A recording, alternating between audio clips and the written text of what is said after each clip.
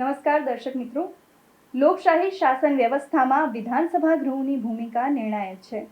ચૂંટાયેલા જનપ્રતિનિધિઓ દ્વારા ગૃહમાં રજૂ કરવામાં આવતા પ્રશ્નો રાજ્યના વહીવટીતંત્ર અને નીતિ ઘડતરની પ્રક્રિયાને દિશા આપે છે.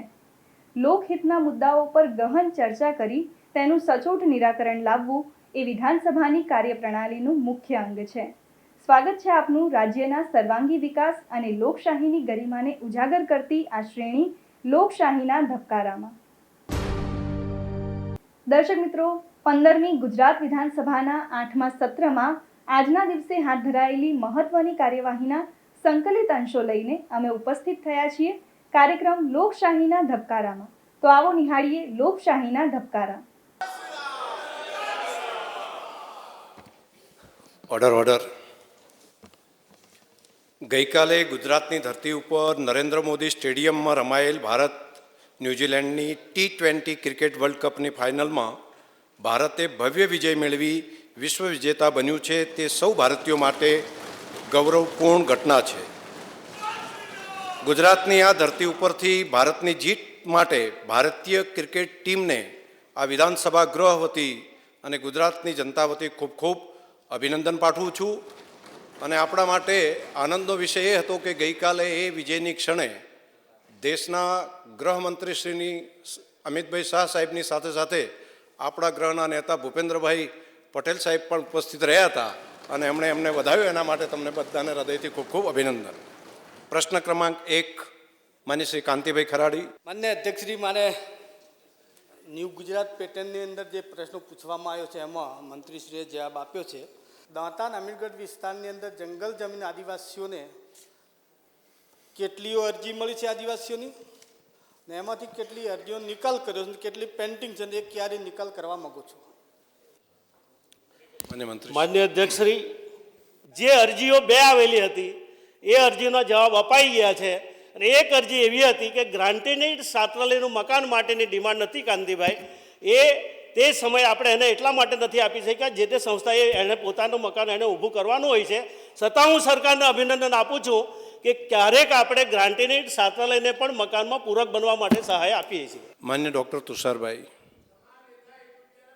માન્ય અધ્યક્ષશ્રી, મંત્રીશ્રીએ ગ્રાન્ટીન એઇડ સંસ્થાનો ઉલ્લેખ કર્યો છે તો પૂછવા માગું છું, કારણ કે ગ્રાન્ટીન એઇડ સંસ્થામાં ઉત્તર બુનિયાદી આશ્રમ શાળા હાઈસ્કૂલથી માંડીને બધી જ સંસ્થાઓ જે આદિવાસી વિસ્તારમાં કાર્યરત હોય છે આવી જાય છે. તો આવી જે સંસ્થા છે જે આર્થિક રીતે પગભર ના હોય, સદ્ધર ના હોય, તો એમાં શિક્ષણનું વિકાસ અટકી જાય છે. એ બાબતમાં સરકાર કોઈ વિચારવા માગે છે કેમ? માન્ય મંત્રી. માન્ય અધ્યક્ષશ્રી, તુષારભાઈની જે લાગણી છે, આપણે જે 90% જે આયોજન જે જિલ્લા અને તાલુકા કક્ષાએ જે કરીએ છીએ, કોઈક જગ્યાએ એવું લાગે તો ચોક્કસ તમે જે તે જિલ્લાના પ્રાયોજનને આપજો અને એમાં અમે પૂરક બનવાની અમે પૂરી ખાતરી આપીએ છીએ. ને અત્યારે અમારી આ જોગવાઈ છે જ કારણ કે આખરે તો અમારા ટ્રાઇબલ બાળકો આમાં પ્રવેશ લેતા હોય છે, એને બેડથી લઈને વોશરૂમથી લઈને જે પણ નાની બેન્ચીસથી લઈને કોઈ પણ વસ્તુમાં જો આ સંસ્થાને મદદરૂપ થવાનું હશે તો ચોક્કસ અમે 90%નું જે આયોજન થાય છે એમાં પણ બનીશું અને મારી પાસે જે 10%નું આવે છે રાજ્ય કક્ષામાં એમાં પણ પૂરક બનવાનો મારા પ્રયત્ન હશે. માન્ય અરવિંદભાઈ પટેલ, ધરમપુર. માન્ય અધ્યક્ષશ્રી, આ જે ન્યૂ ગુજરાત પેટર્ન યોજના એ આદિવાસી જિલ્લાઓમાં 14 જિલ્લા અને 58 તાલુકામાં એક આશીર્વાદરૂપ યોજના છે અને એ 90% એ જિલ્લા કક્ષાએ અને 10% રાજ્ય સરકાર દ્વારા કરવામાં આવે છે. તો આ 10% રાજ્ય સરકારમાં જે અત્યારે આયોજન કરવામાં આવ્યું છે એમાં કયા કયા પ્રકારના કામો લેવામાં આવ્યા છે એ મારા મંત્રીશ્રી પાસે જાણવું છે. માન્ય અધ્યક્ષશ્રી, 10%નો અધિકાર આમ તો રાજ્ય એટલે કમિશનરના હવાલે થાય છે. તેમ છતાં અમારી 27 ધારાસભ્યો હોય છે. 27 ધારાસભ્યોમાંથી કેટલીક સીધી મને સંબોધીને પણ કેટલીક માંગણીઓ આવેલી હોય છે. અને જે રકમને ધ્યાનમાં રાખીને આ વખતે મને કહેતા આનંદ થાય છે કે ભગવાન બિરસા મુંડાજીની 150મી જન્મ જયંતિ આપણે ભવ્ય રીતે આ વખતે ગુજરાતમાં ઉજવાઈ. ડેડિયાપાડા ખાતે જ્યારે યશસ્વી પ્રધાનમંત્રીજી જ્યારે પોતે ઉપસ્થિત રહ્યા, મારે માન્ય મુખ્યમંત્રીશ્રીને હર્ષભાઈને અભિનંદન આપવા છે. આ વખતે અમે સાહેબ 111 બસ તે જ દિવસે ડિક્લેર કર્યું. બોર્ડર વિલેજીસના ગામો માટે અમે એ બસો આ વખતે અમે આપી. એટલે આ ધારાસભ્યશ્રીની જે અરવિંદભાઈની જે ચિંતા છે, અમે ધારાસભ્યોએ જો સારા સારા કામો સૂચવેલા હોય છે, સમાજને સ્પર્શે, સ્ટુડન્ટને સ્પર્શે, એ ધ્યાનમાં રાખીને અમે ચોક્કસ રીતે દરેક જિલ્લાને એનો લાભ આપીએ છીએ. માન્ય અનિકેતભાઈ ઠાકર. અધ્યક્ષશ્રી, આપના માધ્યમથી માનનીય મંત્રીશ્રીને પ્રશ્ન પૂછવા માગું છું કે બનાસકાંઠા જિલ્લામાં છેલ્લા 2 વર્ષમાં આ ન્યૂ ગુજરાત પેટર્ન હેઠળ કુલ કેટલા કામો અને કેટલા ખર્ચના કામો મંજૂર કરવામાં આવ્યા છે? માન્ય અધ્યક્ષશ્રી, બનાસકાંઠાનું જ્યારે એમણે પૂછ્યું છે, નાણાકીય જોગવાઈ 14 કરોડ રૂપિયા હતી. મંજૂર થયેલી એટલે કે ખાસ કરીને આયોજન માન્ય અધ્યક્ષશ્રી સવાયું અને દોડું પણ આવતું હોય છે, એ 15 કરોડ 26 લાખ રૂપિયાના હતા. અને કુલ કામોની જે સંખ્યા હતી એ 385 હતી. એટલે એ રીતે 90% મોટાભાગના કામો તમારા જિલ્લાની અંદર પણ થયા છે. અને 10% પણ આ વખતે બંને વર્ષની રકમ, ગઈ વખતની તો આવી જ ગઈ છે, આ વખતે પણ તમને ચોક્કસ રીતે તમારા જિલ્લાને આ રકમ મળશે. પ્રશ્ન ક્રમાંક 2, માન્ય શ્રી અમિતભાઈ શાહ. મને અધ્યક્ષશ્રી, હું આપણા દ્વારા મંત્રીશ્રીને પૂછવા માગું છું કે અમદાવાદ ખાતે વસ્ત્રાપુર હાટમાં એક અમદાવાદનો હાટ છે વસ્ત્રાપુર ખાતે, અને ત્યાં હસ્તકલા કારીગરોને એક્ઝિબિશન થાય છે, એનું વેચાણ પણ થાય છે. 31/12 સુધીમાં 25 સુધીમાં ત્યાં આગળ કેટલા આવા મેળાઓ થયા, પ્રદર્શન થયા, અને આ મેળા અને પ્રદર્શનથી એ કારીગરોને કંઈ લાભ થાય છે કે નહીં, અને એના વેચાણથી કેટલા રૂપિયા પ્રાપ્ત થયા એ મારે જાણવું છે. માન્ય મંત્રીશ્રી. માન્ય અધ્યક્ષશ્રી, 31/12/2025ની સ્થિતિ છેલ્લા 2 વર્ષમાં અમદાવાદ હાટ ખાતે કુલ હાથશાળા અને હસ્તકલાના 36 મેળાઓ યોજવામાં આવ્યા. અને અમદાવાદ હાટ ખાતે માન્ય અધ્યક્ષશ્રી, અમદાવાદ હાટ ખાતે યોજાયેલ હાથશાળા હસ્તકલા મેળાઓમાં કારીગરો દ્વારા અંદાજિત રૂપિયા 19 કરોડ 28 લાખ રકમનું વેચાણ કરવામાં આવ્યું. માન્ય અધ્યક્ષશ્રી, આ મેળાઓ યોજવાથી કારીગરોને ગ્રાહકો સાથે સીધો સંપર્ક મળ્યો, મધ્યસ્થી વગર વેચાણ કરી શકાય, જેના કારણે નફો વધુ મળ્યો. માન્ય અધ્યક્ષશ્રી, મેળા દરમિયાન સારા વેચાણથી તેમની રોજગારી અને આવકમાં નોંધપાત્ર વધારો થયો. અને માન્ય અધ્યક્ષશ્રી, સ્થાનિક તેમજ બહાર ગામના ગ્રાહકો સમક્ષ પોતાની કળા અને ઉત્પાદન રજૂ કરવાની તક મળી, જેથી ઓળખ અને વિશ્વસનીયતા વધી. માન્ય અધ્યક્ષશ્રી, તેમની પરંપરાગત કળાને પ્રશંસા મળતા આત્મવિશ્વાસ વધ્યો અને વધુ ગુણવત્તાયુક્ત ઉત્પાદન માટે પ્રેરણા મળી. માન્ય અધ્યક્ષશ્રી, દૂર પ્રવાસ ન કરી શકતા ગ્રામીણ અને મહિલા કારીગરોને શહેરમાં વેચાણ પ્લેટફોર્મ મળ્યું. શ્રીમતી કંચનબેન રાદડિયા. માનનીય અધ્યક્ષશ્રી, હું આપના માધ્યમથી માનનીય મંત્રીશ્રી પાસે જાણવા માગું છું કે ઇન્ડેક્સ સી દ્વારા કારીગરોને સ્ટોલની ફાળવણી કઈ રીતે કરવામાં આવે છે અને સ્ટોલનું ભાડું શું હોય છે? માન્ય અધ્યક્ષશ્રી, ઇન્ડેક્સ સી દ્વારા મેળા અંગેની ઓનલાઈન એપ્લિકેશન મેળા દીઠ કારીગરો પાસેથી ઓનલાઈન અરજીઓ મંગાવવામાં આવે છે. આવેલી અરજીઓ ઓનલાઈન ડ્રો કરી સ્ટોલ ફાળવણી કરવામાં આવે છે. અને વધુમાં કારીગરો પાસેથી પ્રતિદિન પ્રતિ સ્ટોલ રૂપિયા 236 GST સાથે ટોકન ભાડું વસૂલવામાં આવે છે. પ્રશ્ન ક્રમાંક 3, માન્ય શ્રી કેશાજી ચૌહાણ. માન્ય અધ્યક્ષશ્રી, આ કૃષિ વૈવિધ્યકરણ યોજના હેઠળ નાણાકીય જોગવાઈ કેવી રીતે કરવામાં આવે છે અને છેલ્લા 5 વર્ષની અંદર એની પાછળ કેટલો ખર્ચ થયો છે અને કેટલા લાભાર્થીઓને આનો આપણે લાભ આપવામાં આવે છે, હું આપના મારફત મંત્રીશ્રી પાસે જાણવા માગું છું. માન્ય મંત્રીશ્રી. માન્ય અધ્યક્ષશ્રી, મને જણાવતા આનંદ થાય છે કે મારા આદિવાસી ભાઈઓ માટે આ યોજના છેક છેવાડાના માનવી સુધી પહોંચાડી છે. સરકારશ્રીનો અને માન્ય મુખ્યમંત્રીશ્રીનો આભાર માનું છું. જ્યારે આ યોજના હેઠળ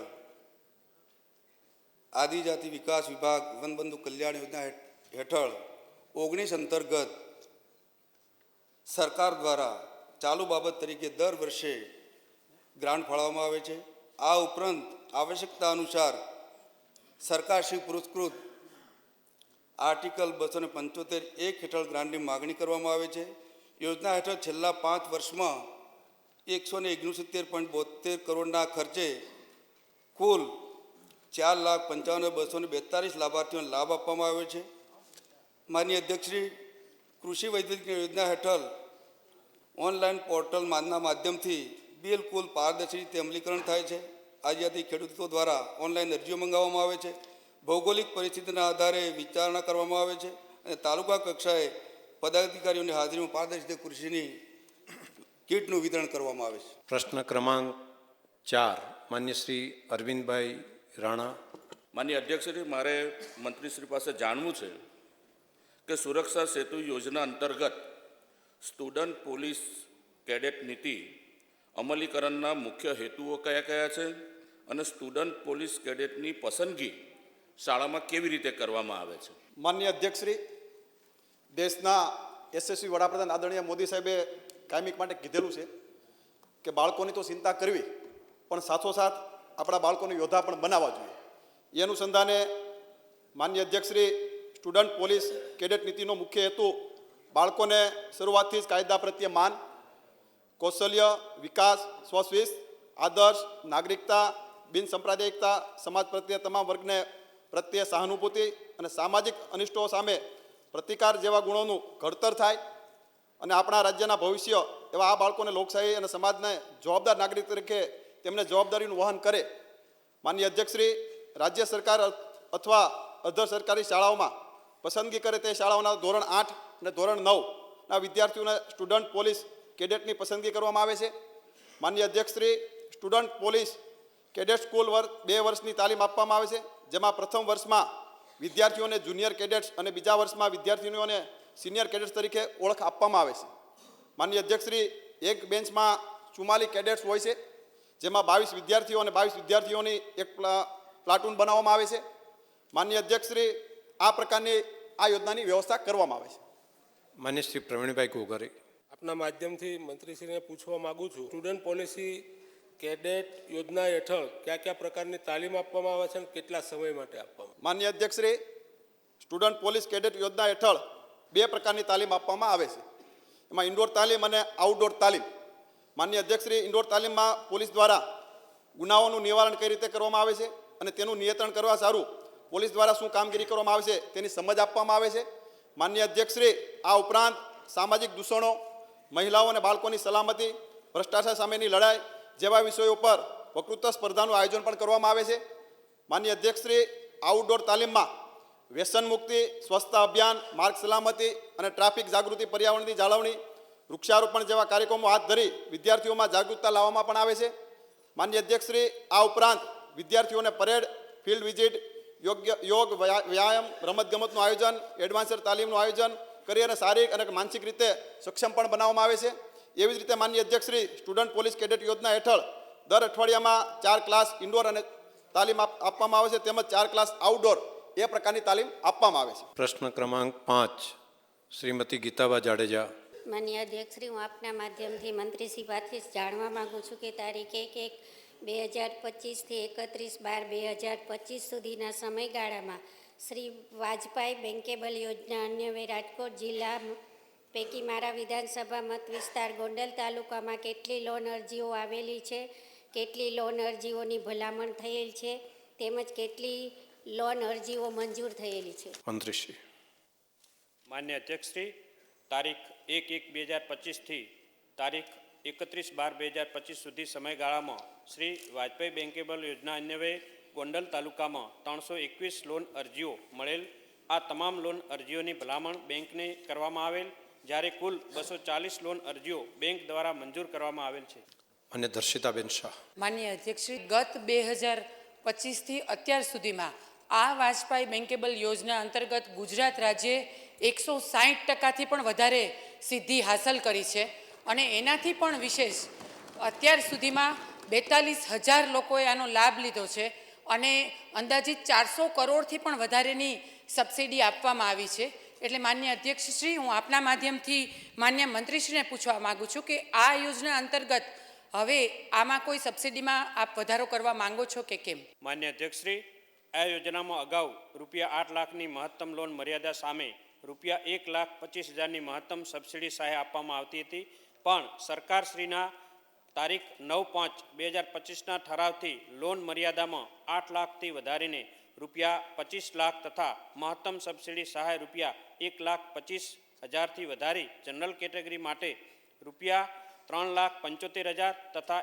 SC/ST કેટેગરી અને દિવ્યાંગ માટે રૂપિયા 5 લાખ કરવામાં આવેલ છે. માન્ય રમેશભાઈ ચિલાળા. માનનીય અધ્યક્ષશ્રી, હું આપના માધ્યમથી મંત્રીશ્રી પાસે જાણવા માગું છું કે સદરુ યોજનામાં જે ફેરફાર થયેલ છે તેના કારણે રાજકોટ જિલ્લામાં લાભાર્થીઓની સંખ્યા અને તેઓને આપવામાં આવેલ સહાયમાં છેલ્લા 1 વર્ષમાં કોઈ વધારો થયેલ છે કે કેમ? માન્ય અધ્યક્ષશ્રી, શ્રી વાજપેયી બેંકેલ યોજના અંતર્ગત તારીખ 31/12/2024ની સ્થિતિએ છેલ્લા 1 વર્ષમાં રાજકોટ જિલ્લામાં કુલ 714 લાભાર્થીઓને અંદાજિત રૂપિયા 5,23,00,000ની સહાય ચૂકવવામાં આવેલ હતી, જ્યારે તારીખ 31/12/2025ની સ્થિતિએ છેલ્લા 1 વર્ષમાં રાજકોટ જિલ્લામાં કુલ 2,063 લાભાર્થીઓને રૂપિયા 19,33,00,000ની સહાય ચૂકવવામાં આવેલ છે. માન્ય અધ્યક્ષશ્રી, આમ આ યોજનામાં આપવામાં આવતા લાભમાં વધારો થવાથી સબસિડી સહાયમાં છેલ્લા 1 વર્ષમાં લાભાર્થીની સંખ્યામાં આશરે 19% અને સબસિડી ચૂકવવામાં આશરે 270% જેટલો વધારો થયેલ હોવાનું જોવા મળેલ છે. પ્રશ્ન ક્રમાંક 6 માન્ય શ્રી કેશુભાઈ પટેલ. માનનીય અધ્યક્ષશ્રી, આપના માધ્યમથી આદરણીય નાયબ મુખ્યમંત્રી પ્રવાસનને હું જાણવા માગું છું કે છેલ્લા 31/12/25 સુધી ધોરડો ખાતે સાઉન્ડ અને લાઇટનો શો કરવામાં આવ્યો છે કે નહીં, અને જો કરવામાં આવ્યો હોય તો એની પાછળ કેટલો ખર્ચ થયો છે? માન્ય અધ્યક્ષશ્રી, કચ્છનું જે આ ધોરડો એ દુનિયાનું એકમાત્ર સફેદ રણ છે. માન્ય અધ્યક્ષશ્રી, એમણે જે સવાલ પૂછ્યો છે 31 જવાબ તો લગભગ એની અંદર આપી દીધો છે તમે લેખિતમાં, એના સિવાય કંઈ હોય તો વધારે ના આપો. માન્ય અધ્યક્ષશ્રી, એમનો જે સવાલ છે એમનો જવાબ તો આમાં અપાઈ જ ગયો છે, પણ ખાસ કરીને એમણે જે ખર્ચની વાત કરી 6,74,95,085 પૂરાનો ખર્ચ થયેલ છે. એટલે સદર આ ધોરડો ખાતે રણોત્સવ દરમિયાન લાઇટ અને શો સાઉન્ડમાં સાહેબ મુખ્યત્વે જે નિર્દેશન કરવામાં આવે છે, જે બતાવવામાં આવે છે એની વાત કરીએ તો ધોરડો ખાતે રણોત્સવ દરમિયાન લાઇટ અને સાઉન્ડ શો રણ અને ભૂમિની થીમ પર બનાવવામાં આવેલ છે. માન્ય અધ્યક્ષશ્રી, 5,000 વર્ષ જૂની હડપ્પન સંસ્કૃતિ, જેમાં ધોળાવીરામાં થયેલ નગર આયોજન અને શિલ્પોની બેન મૂન કામગીરી અને યુનેસ્કો દ્વારા જાહેર કરાયેલા વિશ્વ ધરોહર સ્થળ તથા તેને અત્યારની સંસ્કૃતિ સાથે કેવી રીતે કંડારવામાં આવે છે તેની વિગત. માન્ય અધ્યક્ષશ્રી, કોટેશ્વર મંદિરનો પૌરાણિક ઇતિહાસ તથા તેની સાથે કંડાયેલ ભગવાન શિવ કથાનું વર્ણન, કચ્છમાં હજારો વર્ષોનો ઇતિહાસને દર્શાવતી ઝારાની લડાઈનું વર્ણન. માન્ય અધ્યક્ષશ્રી, 1971માં થયેલ યુદ્ધ સમયે કચ્છની મહિલાનું અભૂતપૂર્વ યોગદાન. માન્ય અધ્યક્ષશ્રી, આખા વર્ષમાં પ્રસિદ્ધ એવી કચ્છની કળાનું વિશેષ વર્ણન કરવામાં આવે છે. માન્ય અધ્યક્ષશ્રી, કચ્છમાં 2001માં આવેલ ભૂકંપ અને ત્યારબાદ કચ્છના વિકાસની ગાથા, કુદરતી આફત અને ત્યારબાદ આજનું કચ્છનું વિશેષ વર્ણન, કચ્છના બેનમૂન અને મંત્રમુગ્ધ કરતા સફેદ રણનું પણ આમાં નિહાળવા માટે દેશ વિદેશથી પ્રવાસીઓ આવે છે. પ્રશ્ન ક્રમાંક 7 માન્ય શ્રી અરુણસિંહ રાણા. માનનીય અધ્યક્ષશ્રી, આપના દ્વારા સુરક્ષા સેતુ યોજના અંતર્ગત મારા જિલ્લામાં તાલીમ લીધેલ કેડેટ્સ માટે કુલ કેટલો ખર્ચ કરવામાં આવેલ છે? માન્ય અધ્યક્ષશ્રી, ભરૂચ જિલ્લામાં વર્ષ 2024માં 62,49,401 અને 2025માં 45,43,529 રૂપિયા એમ કુલ મળીને 1,07,92,930 રૂપિયાનો આ યોજના અંતર્ગત ભરૂચ જિલ્લામાં ખર્ચ કરવામાં આવ્યો છે. પ્રશ્ન ક્રમાંક 8 માન્ય શ્રી જયંતિભાઈ રાઠવા. માન્ય અધ્યક્ષશ્રી, આપણા મારફતે માન્ય મંત્રીશ્રી પાસે જાણવા માગું છું કે છોટાઉદેપુર જિલ્લામાં સ્વૈચ્છિક સંસ્થા સંચાલિત ગ્રાન્ટ ઇન એડ છાત્રાલય યોજના અંતર્ગત છેલ્લા 3 વર્ષમાં કેટલી નાણાકીય જોગવાઈ કરવામાં આવી અને વર્ષવાર આ યોજનાનો કેટલા વિદ્યાર્થીઓને લાભ આપવામાં આવ્યો માન્ય અધ્યક્ષશ્રીએ માન્ય મંત્રી પાસે જાણવું છે. માનનીય અધ્યક્ષશ્રી, વર્ષ 2023-24માં 128 કરોડ રૂપિયાની માતબર રકમ આ યોજના હેઠળ વાપરવામાં આવી અને જેમાં કુલ 5,06,087 વિદ્યાર્થીઓને લાભ આપવામાં આવ્યો. 2024-25માં ઉક્ત યોજના હેઠળ 165.45 કરોડની જોગવાઈ કરવામાં આવી અને ટોટલ 47,555 વિદ્યાર્થીઓને લાભ આપવામાં આવ્યો. માનનીય અધ્યક્ષશ્રી, 2025-26માં ઉક્ત યોજના અંતર્ગત 111.38 કરોડની જોગવાઈ કરવામાં આવી અને એમાં કુલ વિદ્યાર્થીઓ 56,453 વિદ્યાર્થીઓએ લાભ લેવામાં આવ્યો. માનનીય અધ્યક્ષશ્રી. માન્ય અભિષેકભાઈ તડવી. માન્ય અધ્યક્ષશ્રી, હું આપણા મારફતે માન્ય મંત્રીશ્રીને પૂછવા માગું છું કે સ્વૈચ્છિક સંસ્થા સંચાલિત ગ્રાન્ટેડ છાત્રાલય યોજના હેઠળ વિદ્યાર્થી દીઠ કેટલો નિભાવ ગ્રાન્ટ સંસ્થાને ચૂકવવામાં આવે છે અને છેલ્લા 5 વર્ષમાં નિભાવ ગ્રાન્ટમાં ક્યારે વધારો કરવામાં આવેલ છે, તેમજ હાલમાં નિભાવ ગ્રાન્ટમાં વધારો કરવા અંગેનું કોઈ આયોજન છે કે કેમ? માનનીય અધ્યક્ષશ્રી, આ યોજના હેઠળ 2160 રૂપિયા નિવાવ ગ્રાન્ટ આપવામાં આવે છે. એ બી ડીબીટીના માધ્યમથી ચૂકવવામાં આવે છે. માનનીય અધ્યક્ષશ્રી, સરકારશ્રી દ્વારા 11/4/2022ના ઠરાવથી 1,500 રૂપિયાના નિવાવ ગ્રાન્ટમાં 660 રૂપિયાનો વધારો કરીને હાલ 2160 રૂપિયા નિવાવ ગ્રાન્ટ કરવામાં આવી છે.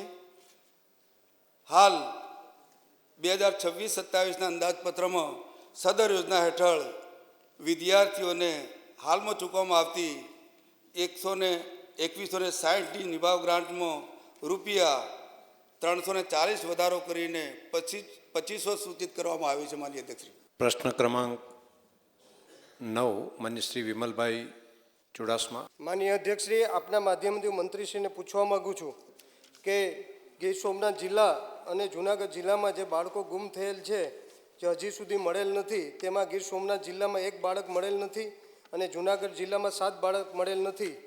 ત્યારે બાળકો હજુ સુધી મળ્યા નથી. શું તેમાં માનવ તસ્કરીની કોઈ શક્યતા તપાસમાં આવી છે? શું આ પાછળ કોઈ સંગઠિત ગેંગ સક્રિય હોવાનું બહાર આવ્યું છે? માનનીય અધ્યક્ષશ્રી, જૂનાગઢ જિલ્લામાં વર્ષ 2024માં 84 બાળકો ગુમ થયાની ફરિયાદ મળી હતી, જે પૈકી 69 પ્રેમ પ્રકરણના કેસો હતા, 6 માતા પિતા દ્વારા મળેલ ઠપકાના કારણે હતા, 7 કેસોમાં કોઈ અગમ્ય કારણો કે કોઈને કીધા વગર જતા રહ્યા હતા. માનનીય અધ્યક્ષશ્રી, જૂનાગઢ જિલ્લામાં વર્ષ 2025માં 68 બાળકો ગુમ થયાની ફરિયાદ મળી હતી, જે પૈકી 49 પ્રેમ પ્રકરણના કેસો હતા, 1 માતા પિતા દ્વારા મળેલ ઠપકાના કારણે અને 16 કેસોમાં કોઈ અગમ્ય કારણોસર કોઈને કીધા વગર જતા રહ્યા હતા. માનનીય અધ્યક્ષશ્રી, આ 152 ગુમ થયેલ બાળકો પૈકી 31/12/2025ની સ્થિતિએ 7 બાળકો શોધવાના બાકી હતા, જે પૈકી આજની તારીખે 5 બાળકો શોધી કાઢેલ છે, જ્યારે 2 બાળકો શોધવાના બાકી છે. એમની તપાસ પણ ખૂબ કડકાઈ રીતે ચાલી રહી છે. માનનીય અધ્યક્ષશ્રી, ગીર સોમનાથ જિલ્લાની વાત કરું તો 2024માં 22 બાળકો ગુમ થયાની ફરિયાદ મળી હતી. 31/12/2025ની સ્થિતિએ તમામ બાળકો પરત લાવી તેમના માતા પિતાને સોંપવામાં આવેલ છે. માન્ય અધ્યક્ષશ્રી, આખા દેશમાં જ્યારે ભારત સરકાર દ્વારા પોર્ટલ બનાવવામાં આવ્યું, એ પોર્ટલના આધારે આવા બાળકો અને ખોવાયેલી મહિલાઓને શોધવા માટે આપણા લોકોનો જે રેશિયો પહેલાં માનનીય અધ્યક્ષશ્રી ખૂબ એને શોધવું ખૂબ ભારી હતું, પરંતુ આ પોર્ટલના હિસાબે લોકોને શોધવા બહુ ઇઝી થઈ ગયા છે. તેના કારણે આપણે લોકો 100% સુધી પહોંચવામાં સફળતા પ્રાપ્ત થઈ રહી છે. આ એવા વિષયો છે કે તમામ ધારાસભ્યશ્રીઓને હું વિનંતી કરું છું કે કાંઈ બી તમને આવા વિષયો ધ્યાનમાં આવ્યા હોય, ઘણીવાર એવું છે કે આપણે એમ લાગે કે આ 5 વર્ષ પહેલાં ખોવાયેલો છે, હવે ક્યાં મળશે.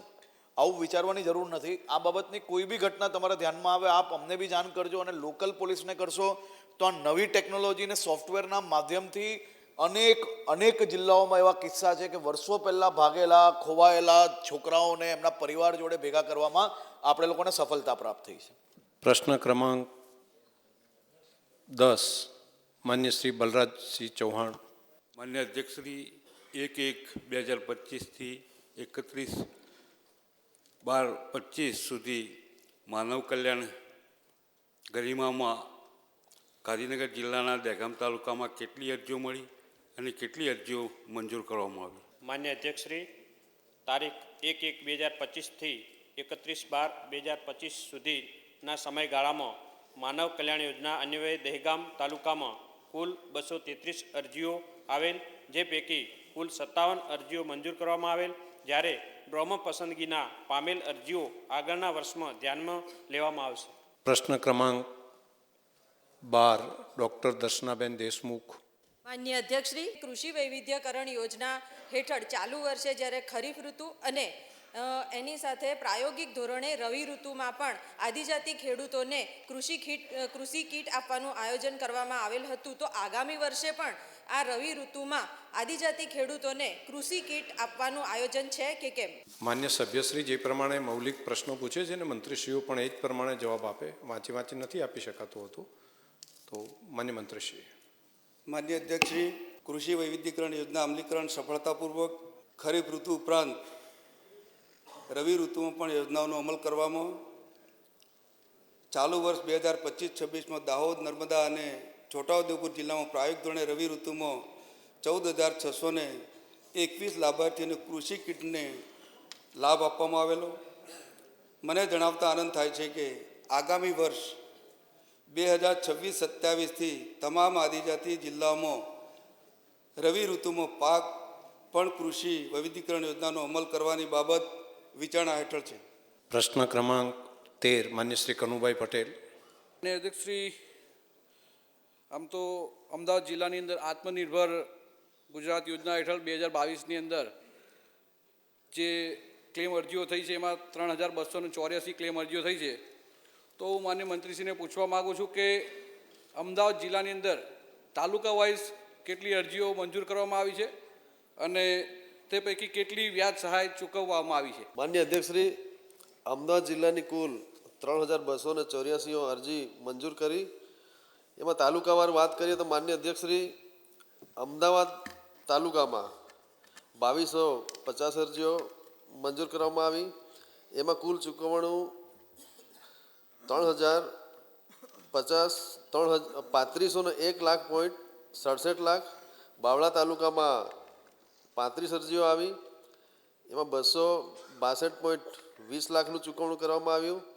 દસક્રોઈ તાલુકામાં 773 અરજીઓ આવી. એમાં 1,820.63 લાખનું ચૂકવણું કરવામાં આવ્યું. ધંધુકા તાલુકામાં કુલ 9 અરજીઓ આવી.